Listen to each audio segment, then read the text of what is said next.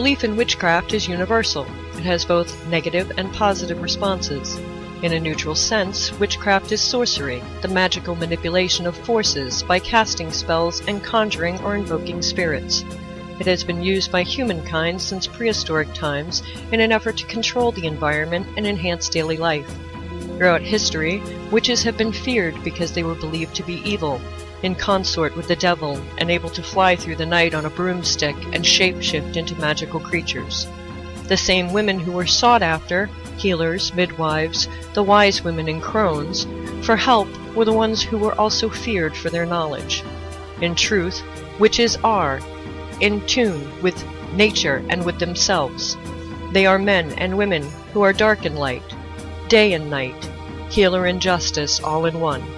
To be a witch is to be a keeper of balance, the essential witch.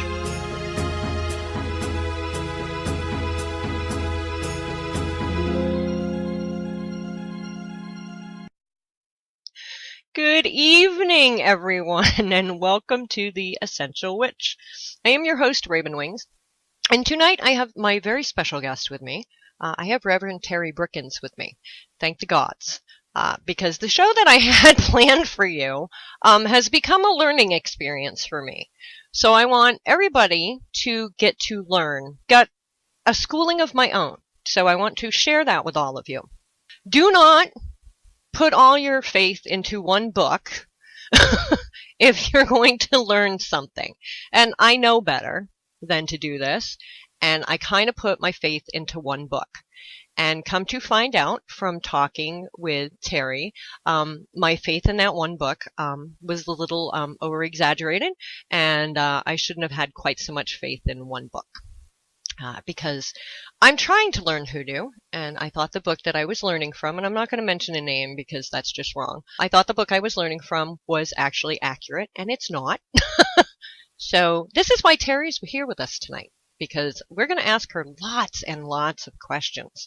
And I'm going to highly suggest anybody who wants to learn this form or this path, whichever you want to call it, to really, really read a lot more than just one book. So, hi, Terry. Hello, everyone. How are you? Oh, I'm ducky. How about you? Oh, it's the most wonderful time of the year. Yeah, exactly. Yeah,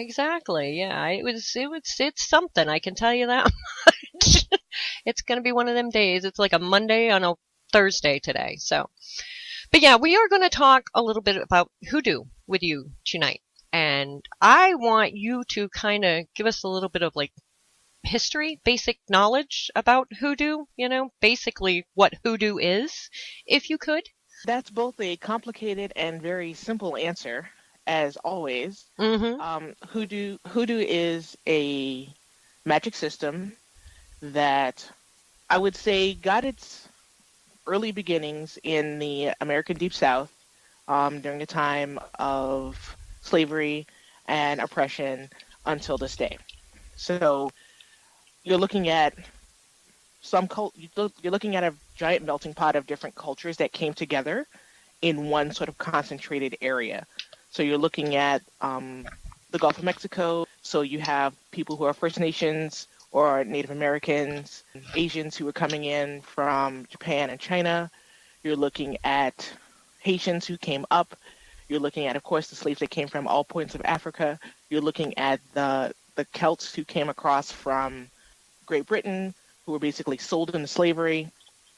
So you have this huge melting pot of people, different cultures, and from that came Hoodoo. So basically, it was using what people had that looked like the same things that they had at home. So basically, this root looks like the same root I used for magic back in my homeland. Will it be the same here? Hot dog it is, and there we go. So that's, yes. Okay, so now That's why you have different things that sound really weird. Yes. Like in Hoodoo, there's something called Kyoto powder.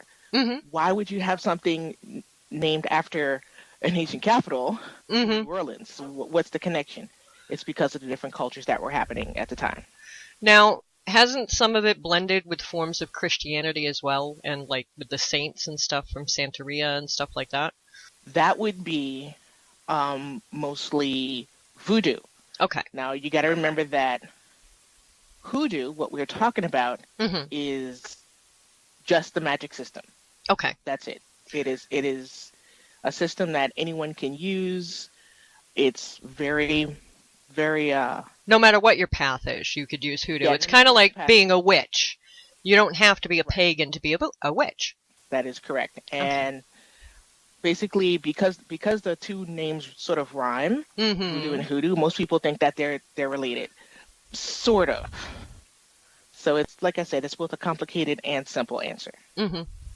Now, in hoodoo, now correct me if I'm wrong, because that's why you're here tonight, hon. They do use a lot of herbs and plants and roots and trees, like animal bones, stuff like that. Yes, Okay. yes, they do. Okay. Now, is chicken a big part of hoodoo, or is that more voodoo?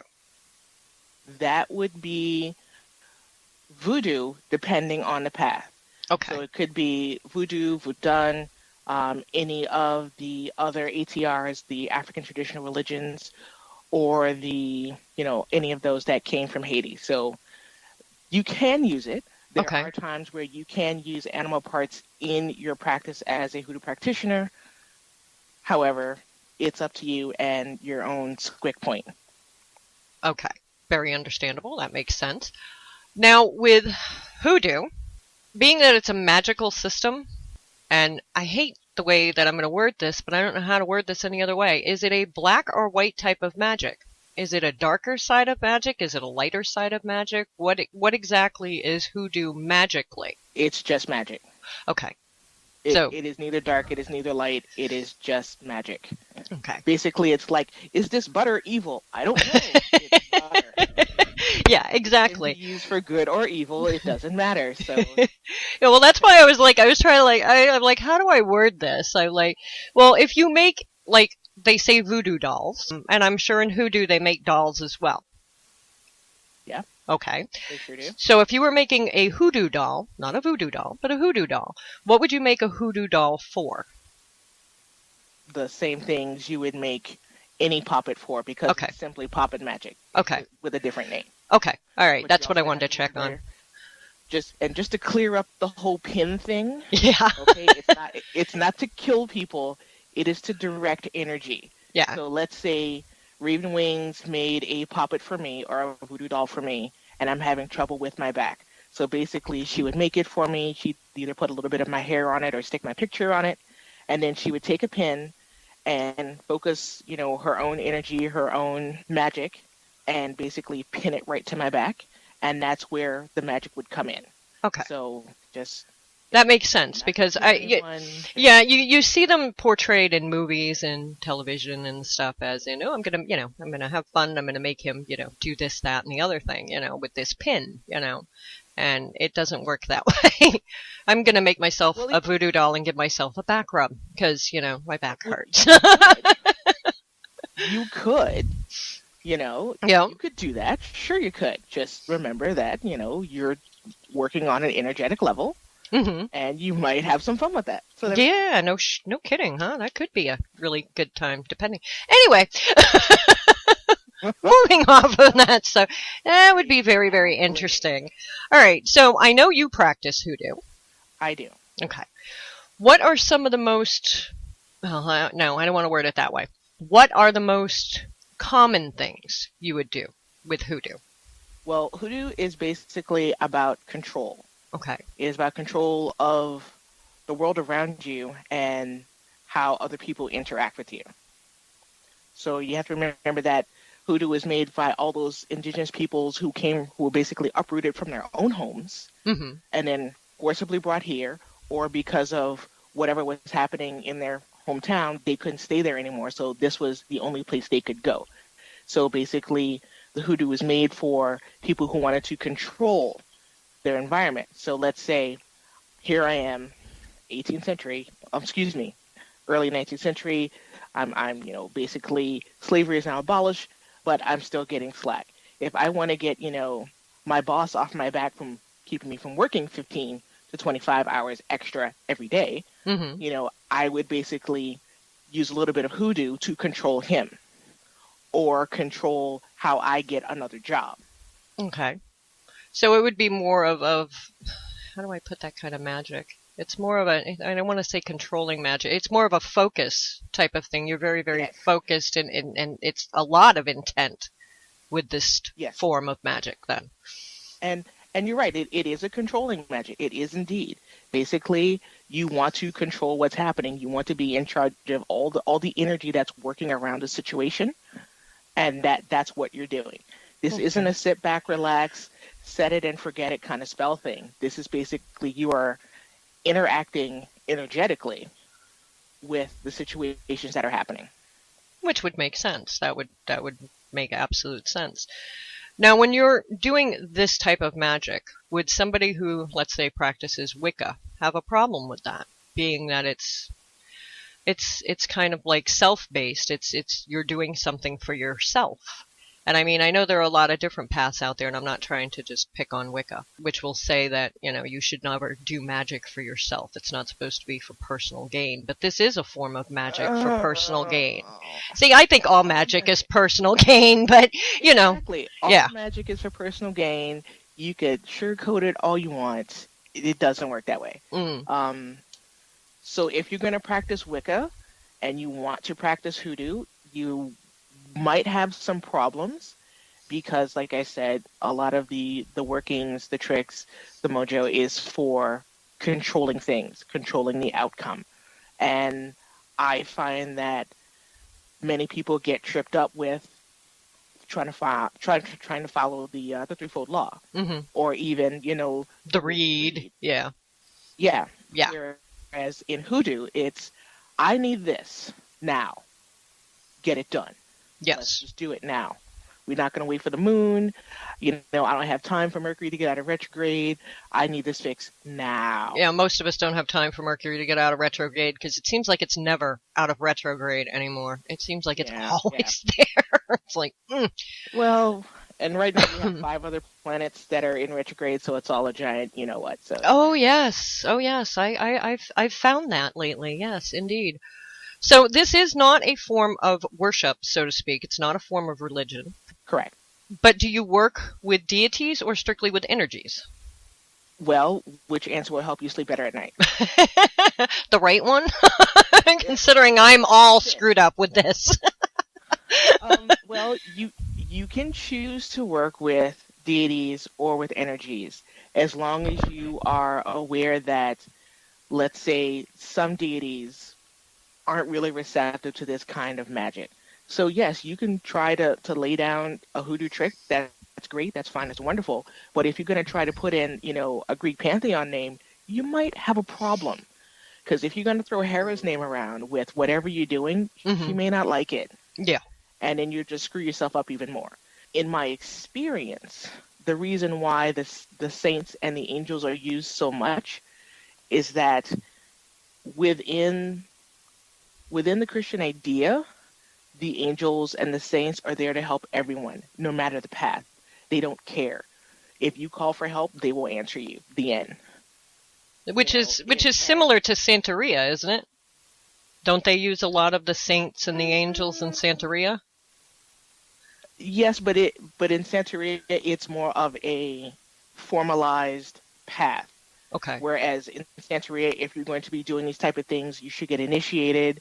You should have, your mentors who will teach you the right way to do these things in the Santeria way. So Santeria, Palombe, kind of all those things. Okay. So not quite the same. It's basically the difference between being a good Samaritan hmm and being an Orthodox Christian.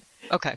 Sure, there are some parallels there, but as an Orthodox Christian, you're going to have a whole lot more, power about what you do hmm and more understanding about the intricacies. Whereas, just as a good Samaritan, sure, you're just doing the right thing, and if it falls in line, it falls in line. There you go.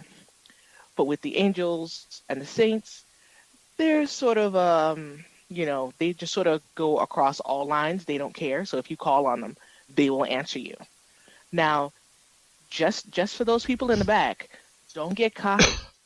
Don't Okay. get cocky and decide that you're going to call down, every archangel to help you out, to get that new job or pass that test or whatever, because they will tell you about yourself. Mm. And yeah, oh yeah, and sometimes they may not even answer. They'll send a lower caste angel to say, "You wanted what? Really? Have Move you on." lost your mind? Yeah, I kind of got that with talking with Cypress Sky on Sunday. She Hmm. deals with angels and stuff like that. Now I don't. So Hmm. it's good information to know, but she's like Gabriel's a jokester. He will Yes. joke with you. Oh, And she so goes, no. then there are other ones that won't even deal with you because you're just not on Yes. their level. So Yes. she's like, Like yeah, same the Archangel Michael. If you don't talk to him on a regular basis, he won't even talk back. He won't even send a lower caste angel to talk to you. he's just like, No, yep, yeah, whatever. You forgot whatever. about me. Psh.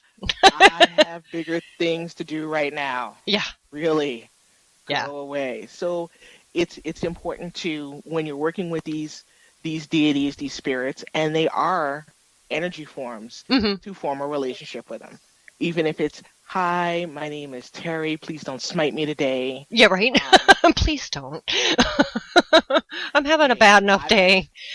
No I've actually lightning. had those conversations with deities. Okay, so, and I, that's a story for another day, I, kids. and I was thinking working with Fae were bad. Okay, I Oh, have enough oh problems God. dealing with the Fae. So yeah. Now, I'm going to ask this, and I know I'm wrong. Now, Go ahead. Go Ash, ahead. now Ash, deals with voodoo more than hoodoo. And that would be a Shay. Okay, see, got that part So wrong already. So Ashe. it's called a Shay. Hmm. It's sort of like Life Force. It's sort of like V Force, but it is more in voodoo Okay, then hoodoo. and See, I those think this is the African biggest mythology. problem with anybody who tries to study this, and I totally admit to being a noob. The reason that I started getting into it was because of all the herbs and stones and bones and everything else that you work with, and I thought, it'd be really cool to learn, but it seems like in my process of learning hoodoo, I'm learning much more about voodoo, and it's not called voodoo on the book that I'm learning it from, so I'm just so Oh dear. confused. Yeah, yeah, we'll talk later about Yeah, that, but yeah, we'll have to talk about that. yeah, we'll talk about that later. But yeah, I mean, I don't get me wrong, I'd be totally into learning voodoo too, but it would, you need to know where the line is drawn between hoodoo and voodoo. You know what I mean? And it Right. seems like And a lot of the reading that I've gotten, just has blended that two line. Those two lines are completely blended, and if they're not technically the same thing, then they probably shouldn't be blended that way. here's a quick FYI. In order to learn voodoo, you will never learn it from a book, Yeah, ever. you have to learn that You from a have to, practitioner. from a practitioner. You will probably have to join a house. Hmm. So yeah, it's not the same. You Yeah. can't ever learn that from a book. So I wonder if that's why they write these books and call them hoodoo instead of voodoo. Some people write books just to basically write books, Mm. and I know that's pretty sad, but there you go. Yeah. Um, in my other lifetime, I am a social media manager, Hmm. and that's what's called newsjacking. Because right now, voodoo and hoodoo are really cool and trendy. So anyone who basically has access to Lulu or Amazon Publishing will quickly write off something about, you know, voodoo or hoodoo, and then basically get on the wave. And then, of course, they're out spreading misinformation, which And is then why you and have then to read people a like lot of me, books.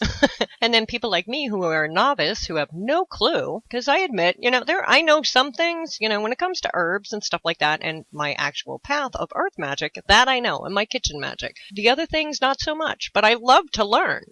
You know what I mean? It's just sad that the material that we're getting is not correct. And that was kind of why I wanted to do the show this way. And I'm kind of glad I had you read all my notes ahead of time, because I would have made a total fool out of myself. There would have been hoodoo people out there going, she ain't got no clue to what she's talking about. So yeah, it Well, was. I have to tell you that the with hoodoo and voodoo, regardless, one of the energies that you work with are the spirits of the dead. Hmm. So the mighty dead reached forth. My father, may he rest in peace, was actually we waked him on this day. He passed away in 2012, and this was the day that we had his service.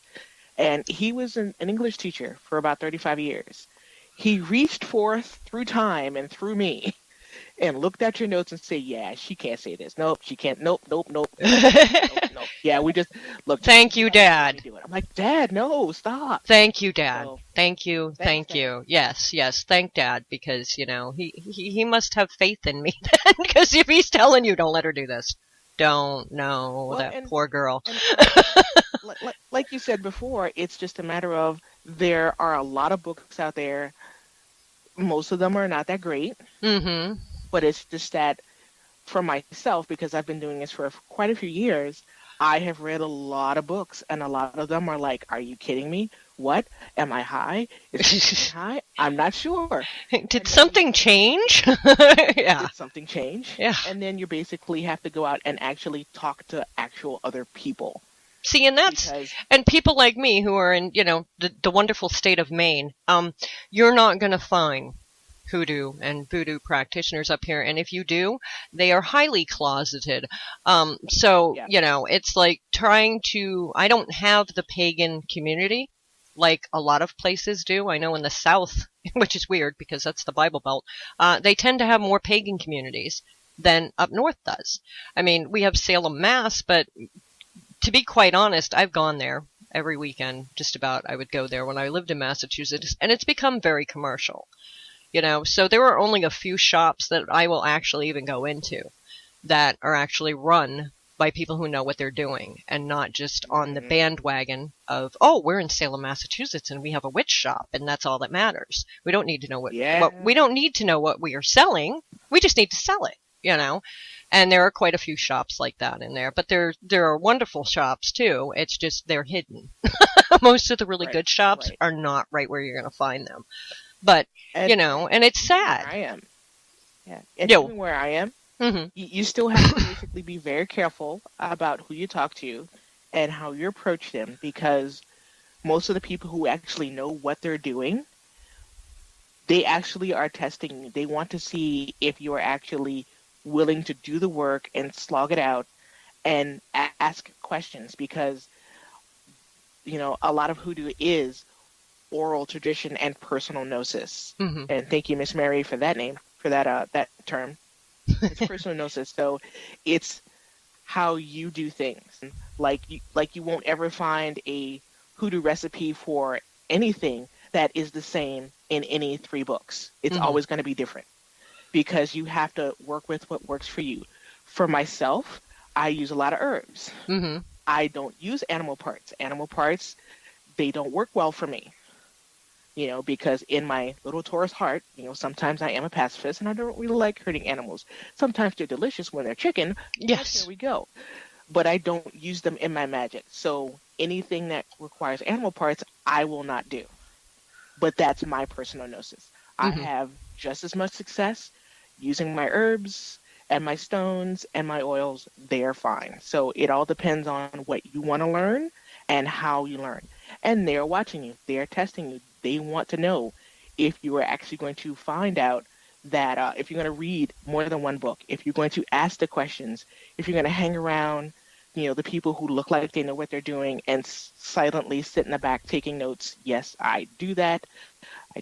Sometimes you just got to be real quiet and listen and take a lot of notes because you're not going to find a lot of things in books. Yeah. There we go. And that's the truth, you know, and as sad as that is, you know, and we rely on the internet so much now, you know. I mean, Oh my goodness.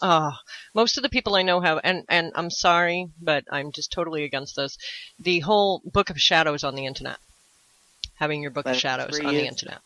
The reason that I am against this, and if you do it, great, and it works for you, great. My issue with it is, my Book of Shadows is handwritten for a reason.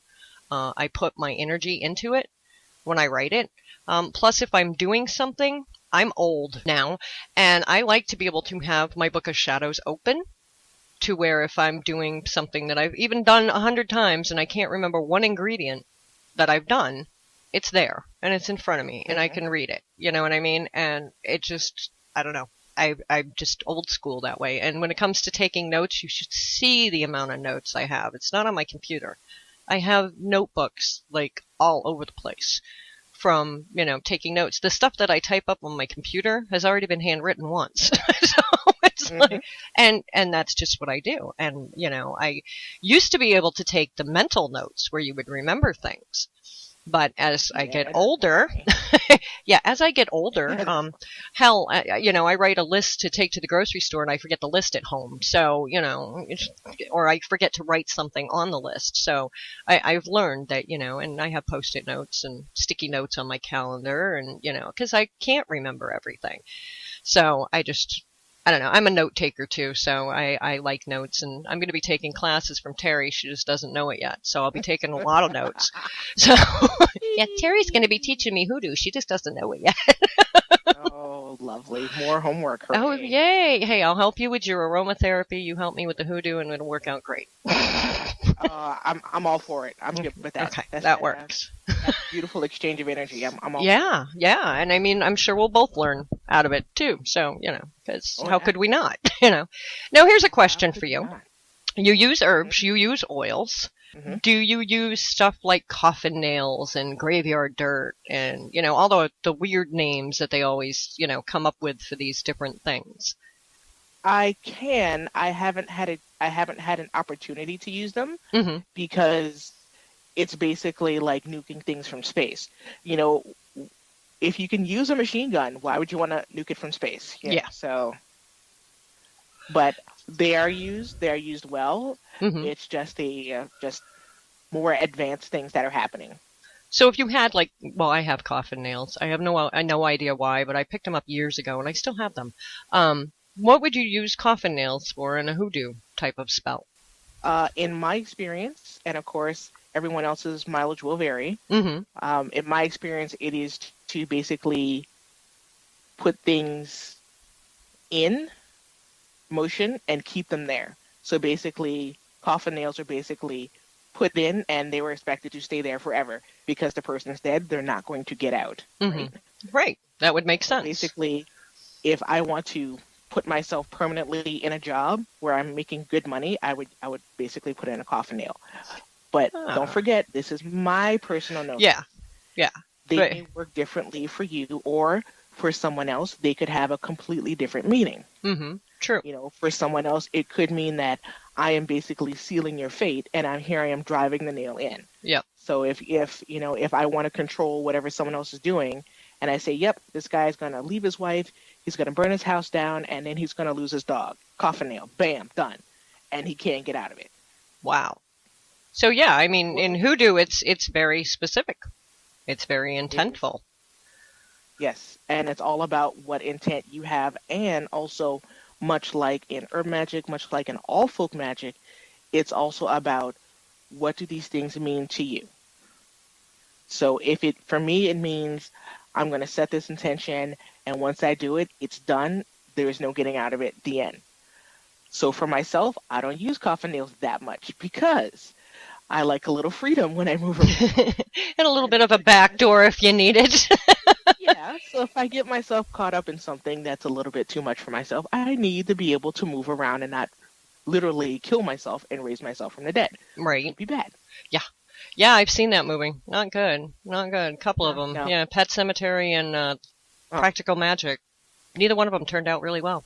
they never do. They never do. They never do. And we're going to come up with a show for you. Yeah, you're going to be teaching Oh, classes or something. We're all having a learning class today. I'm learning, you're learning. We're all going to learn today. So and then we're going to kind of rope her into teaching classes or something here. We're working on that. So I'm working on it. Give me time. I'll get her on here doing her own show and we'll get her doing some hoodoo and stuff on her own show. Got to get Terrie on here. She needs her own show. She really does. So, write her letters, send her emails. She loves emails. oh Send her my lots and God, lots of killing it. emails, Facebook messages, Oh yeah, yeah, all of yeah, that yeah. stuff. Okay, so here's a question for you. The broom Yes, in hoodoo, does it have a significance? yes, Yay, I got something right. yes. It has a large significance, but maybe not for the way you think. Ah, So most people know the broom basically from watching a lot of Roots and seeing people jump the broom. yes. And isn't that a Celtic wedding tradition? That is a Celtic wedding tradition. And with hoodoo, and reading all these books, you have to know where it comes from. Mm-hmm. So if you go back in Celtic lore, there is a young fairy princess named Erenrod, who I'm sure you all know. Mm-hmm. And basically, Erenrod's brother Gwydion is trying to marry her off. Basically, Math, the guy who's, is basically now engaged to her, says, I'm not quite sure you're all pure as the driven snow. So why don't you step over my rod? Nice. Yeah, anyway, so basically it's his magician's rod. It's basically his staff, his rod. Yes, everyone snickering in the back. That's exactly what it means. Just move along. Yes. And nothing to see here. see here. She steps over the rod and kabam! She basically gives birth to 2 kids. Ah. So basically that's how it is. Okay. It's basically crossing a threshold because there's no turning back. And then in the Celtic lore, when you cross that threshold with someone, basically you are now on a journey. And see? basically, which sounds much better than what she originally said. So basically, if you put some bristles on a staff, voila, you now have a broom. Yep. Nice. Exactly. Once again, you can still direct energy with it, and it still has the same sort of threshold significance. So you have some great broom lore here. I highly suggest that you tell people about it.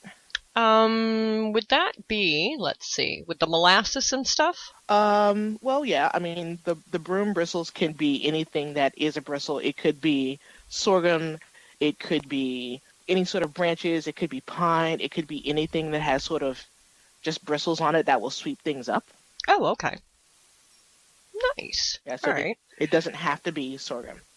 All right, well, from what I have here, and Terry's going to correct me if any of these are wrong. So, brooms should be treated with respect. Never rest a broom on the bed, or it's believed to cause a sleeping person to die. You think? Could be. Broom straws should be stored facing upward. Now, I've always done that. With my besomes, I never put the bristles down. I've always put them upwards. Because it says to put them downward on the floor. It's said to bring bad luck. And this is using it for magic energy, yes, because basically all the energy that you have put in the broom now runs out. Okay, that makes sense. If you step over a broom or it falls as you start to leave, you may expect death to follow. Now, I've stepped over a broom before because it's fallen, and I've stepped over it to pick it up, and I haven't seen any death. So, knock wood. And don't forget, knock wood.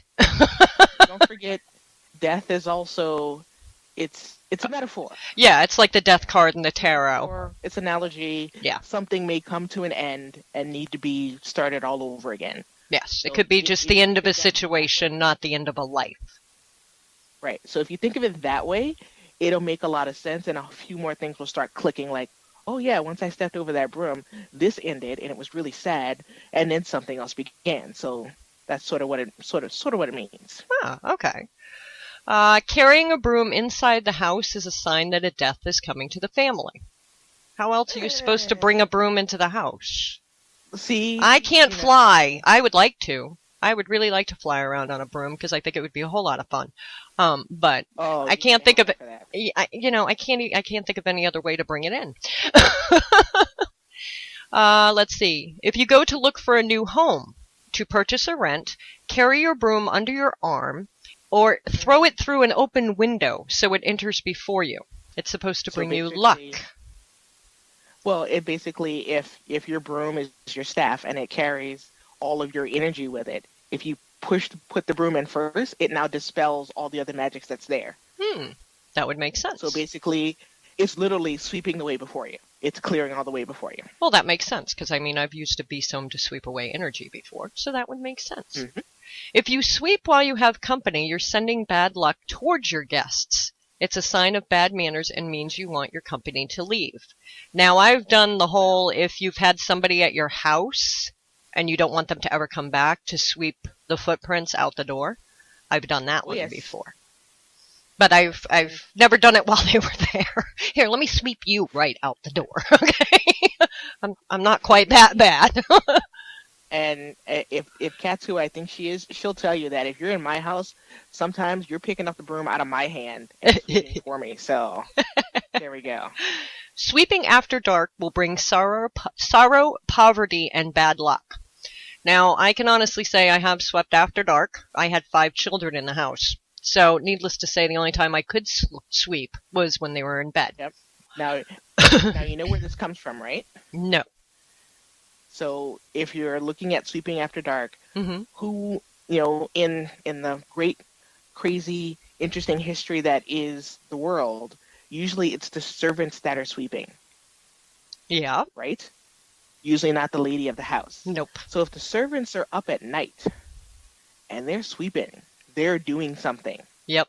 So yes, it may bring sorrow, poverty, and bad luck to the masters of the home. Ah. That would make sense. It's all about context. Ah. It's all about context. A person hit by a broom will be arrested or will have other forms of bad luck. I'm personally thinking if the person gets hit with a broom, the guy who hit them or the girl who hit them with the broom should be the one that gets arrested. Well, there is. But,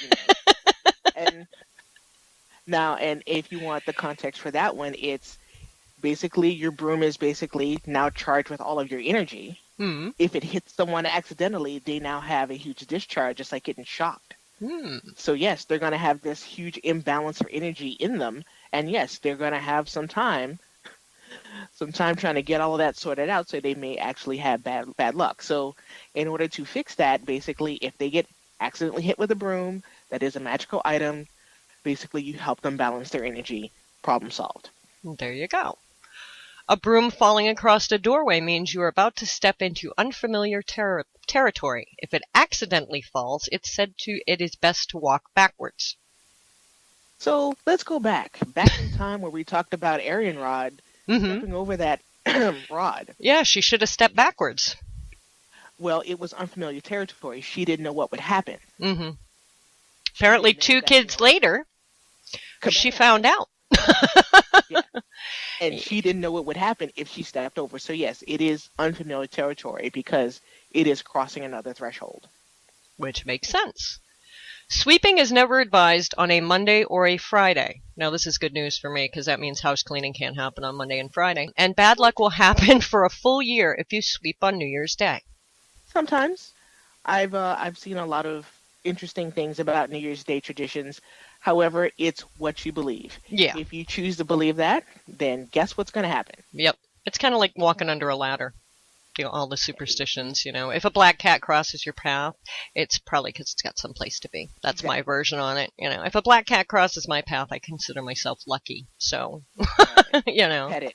Yep, So exactly. some tuna, it'll be fine. Yeah, it'll be fine. Black cats are not evil. They don't steal your soul. They steal your heart. They're so cute. We have a couple of strays out here that are black cats. So, yeah, I talk to them when I can. Brooms cannot be used for games or for cleaning altars. See, would you walk around with a loaded gun and say, here, let's play spin the bottle? No. Right. No, you wouldn't. Yeah, and I don't think I'd want to use it to clean my altar either. That's just... Now, it's charged with energy, and now you're just sweeping that over all your other tools, which now put an imbalance on them. Yeah, especially if you've charged your other tools for a different intent. Now you get to start all over again. Exactly. Yeah. Exactly. Brooms are used to increase gambling luck and for unhexing a person. I've seen it done. See? Some of these are good. I actually had some good information. They're also used in ceremonies and rituals. And I've seen that done. Wedding ceremonies, the hand fasting ceremonies and stuff. I've seen them done. Rituals, I've seen them done. The broom is a symbolic boundary between opposite worlds. It says in Hoodoo, never take your broom for granted. Store it with respect and replace it as soon as it gets worn, and never burn it. You will call down the wrath of the fierce gods and the goddess if you do. Well, that one is partially true. It's partially true. Yeah. And you've just stored a crap load of energy in this broom you've had for X amount of years. Do you really want to put it on a fire and let it burn? Yeah. It's basically about, you're basically just putting like a giant can of, gasoline on a fire. Yeah, probably would not be a good idea. What should we do to retire an old broom? Cardio wants to know that. That is a good question. For myself, and everyone else's mileage may vary, I would ceremonially and energetically drain as much as the energy as I possibly could. And then basically, I would put either bury it at the base of a tree or give it a proper burial in earth, in fertile earth. That way, because it's wood, it Hmm. now returns to the land and it energizes the land. But that's me. That makes sense too. Now, would you disassemble it? I was going to say dismember it, and it just didn't sound right. Would you disassemble the broom? I would not. Okay, I would just put leave it all intact that. and bury it just Yeah. the way it is. Now, Okay. if it has if it has like metal bits or plastic bits in, Yeah. yes, I would take that apart. Yeah. Because those won't decompose. Well, you shouldn't use plastic brooms anyway, correct? Let's all breathe. Sometimes you just have to do what you got to do. Well, Hoodoo is about using what you have. Yeah, I heard you can't use plastic brooms because they don't hold energy. That was what I heard through many different books on that one. That one's in a lot of different witchy related books. Nothing really much on hoodoo, but yeah, a lot of witchy related books. They talk about not using plastic, although they tell you not to use metal either. And I'm thinking metal would be a great conductor, depending on what you're using it for. With metal. Yeah.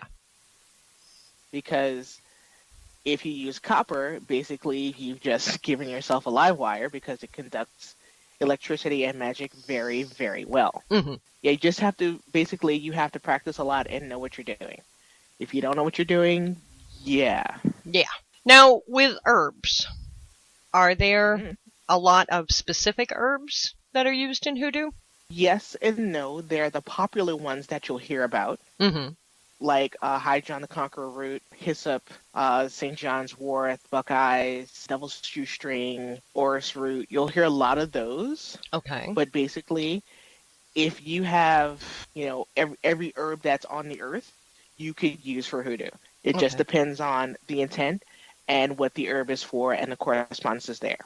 Yeah, that's what I was going to ask you. Now, with hoodoo, your correspondences for your herbs are the same as they would be for another practice, basically? Like, we use sage to smudge, let's say, because it's a purifying and a protector and a cleaner type of thing. Would it work the same way in hoodoo? Would it be used for the same purposes? It could be, but in hoodoo, there are other things that people use for clearing energy in the room. Because, well, not because, but it's practiced that they don't burn a lot of things. Okay. They don't burn a lot of incense. They basically use a lot of sprays and waters and things like that for cleansing and purifying. Which is like your Florida water and stuff like that. Right. Okay. Your Florida water, your Kananga water, your bay rum, those are used for cleansing and clearing and things like that. So there's just not a whole lot of things that are burned. Okay. Now, stuff like hot foot powder. I've heard this name. What would you use that for? So hot foot powder is used to do what's called laying a trick. Okay. Basically, you want people to get away from you. You would, in my experience, I have to put that first. Yes. In my experience, you would take the hot foot powder and sprinkle it wherever it would cross their path so the person could walk in it. And then basically, like they have a hot foot, they're basically going to move away from you to go deal with their other stuff. Ah, so it's kind of like a getaway type of thing. Yes, and you'll see it in many, many names. Yeah. Many, many different recipes, but but that's called laying a trick. Okay. So when you're doing a spell, so to speak, in hoodoo, it's called laying a trick. Sometimes, yes. Okay. All right. Traditionally, camphor wasn't that easy to come by. So usually those who were practicing hoodoo, who had a lot of money, who had a lot of influence, they did use it. But in my experience, not a whole lot. You're looking at the citrus, herbs, oils, and scents because of what they do just naturally, which is cleanse and purify environments. And of course, they kill cancer, they kill all sorts of things. So there we go. Yeah, that makes sense. Plus, most of the hoodoo came from the south too, so the citrus trees are there. So they work, I'm sure, with a lot of the actual natural herbs and trees and elements and everything else that were around them, correct? That's a funny story. I knew I'd get a story out of her yet. That's a funny story. Once upon a time, in a land far, far away called Germany, there was a company that made a cologne. And that cologne is made by the current trademark holders are Lanham and Kemp Barclay. They were brought to the States in the early 1800s. It was a unisex cologne because in the early 1800s there wasn't really something called deodorant just yet. Yeah. And people didn't bathe as much as we would like them to. Let's all breathe through that. Yeah, well, there's still that problem now. See, I was trying not to go. Well, I go to Walmart, so, you know. That's all right. So once upon a time, Lamb and Kemp Barclay, the current trademark holders of Florida Water, they brought this to the States from Germany. Okay. It was basically meant to be a sort of cologne that will help, dissipate the stink. It's like Axe now. Oh, good God. What happened was that the energy workers at the time, so your preachers, your energy workers, your hoodoo men, your hoodoo women, your mambos, your hoogans, your conjure doctors, your root workers, they're like, holy crap, this stuff clears energy out of a room like nobody's business. Voila. So they found a use for it. They found a use for it. Other than stank. Other than stink. Yes, so Florida Water was basically started out as a cologne for men and women. Oh, wow. That, so basically you wouldn't have an offensive stench around you. And voila, it does the same thing for the stink as it does for the stinky energy in the room. That's good. It sorts everybody's stuff for them, and there we go. There you go. And it's not like Axe. You can actually spray it without, gagging to death. I had 3 boys. You don't even know. You don't even know. I'm so sorry. I keep saying they need to put like a serving size on the can, a spray. And I tried to explain to them, you spray it in the air, you walk through it. That's all you got to do. And, and the commercials look ridiculous. Let's say the ones who came over from Ireland, your Celts. Yes. And the ones that came from Africa and Hades and everywhere else. Now, I'm sure they had their own way of doing things and their own herbs and stuff that they were used to using that they couldn't get when they got here. So I'm sure a lot of the stuff began to change and they had to find new uses and new herbs and new things to... So I'm sure that hoodoo has changed over the years. Or has hoodoo just been in the States? Oh, no. Hoodoo is basically folk magic. Okay. Folk magic is everywhere. It's only called hoodoo in America. Okay. It is everywhere. There are things that are done in hoodoo that are done other places in the world, just with a different name.